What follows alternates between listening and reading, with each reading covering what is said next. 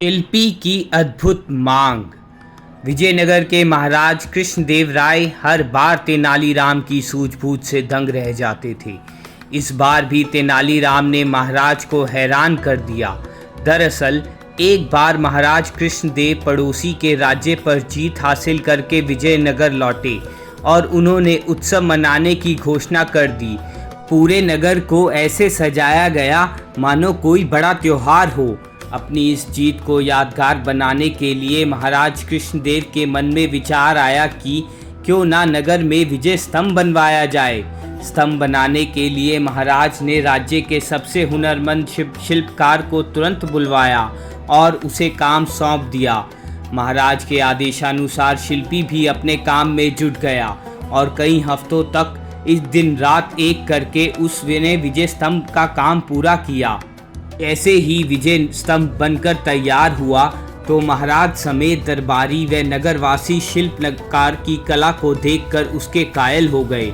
शिल्पी की कारीगरी से प्रसन्न होकर महाराज ने उसे दरबार में बुलाया और इनाम मांगने को कहा। उनकी बात सुनकर शिल्पकार ने कहा, हे महाराज, आपको मेरा काम पसंद आया, मेरे लिए यही सबसे बड़ा इनाम है। आप बस अपनी कृपा मुझ पर बनाए रखिएगा। शिल्पकार का जवाब सुनकर महाराज को खुशी हुई, लेकिन उन्होंने जिद पकड़ ली कि वह शिल्पी को कोई ना कोई इनाम जरूर देंगे। महाराज ने शिल्पी को कहा, उसे कोई ना कोई इनाम मांगना होगा।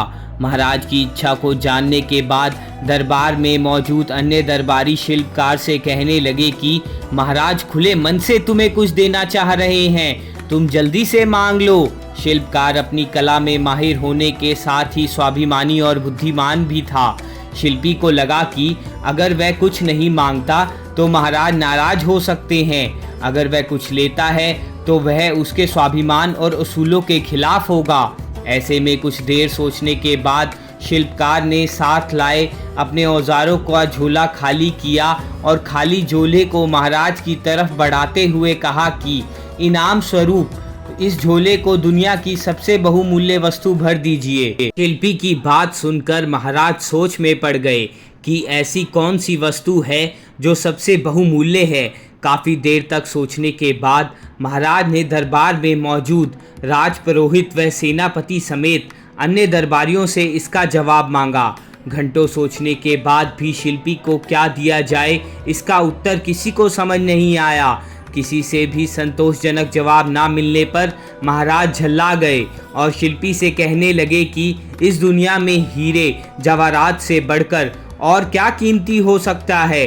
चलो, मैं तुम्हारे ये झोला उसी में भर देता हूँ। महाराज की बात सुनकर शिल्पी ने इनकार से सिर हिलाते हुए कहा, नहीं महाराज, हीरे जवाहरात इस दुनिया में सबसे कीमती नहीं हैं, मैं वो कैसे ले सकता हूँ। संयोगवश उस दिन तेनालीराम दरबार में मौजूद नहीं थे। किसी से भी समस्या का समाधान ना मिलने पर महाराज ने तुरंत तेनालीराम को बुलाने का आदेश दिया। महाराज का संदेश मिलते ही तेनालीराम तुरंत दरबार की ओर निकल पड़े। रास्ते में ही सेवक ने तेनालीराम को महाराज की चिंता का कारण बता दिया। दरबार पहुंचते ही तेनालीराम ने सबसे पहले महाराज को प्रणाम किया और फिर सभा में मौजूद अन्य लोगों का अभिवादन किया। महाराज की व्याकुलता को देखते हुए तेनालीराम ने सभा में ऊंची आवाज में कहा, जिसे भी सभा में दुनिया की सबसे बहुमूल्य वस्तु चाहिए वह सामने आए।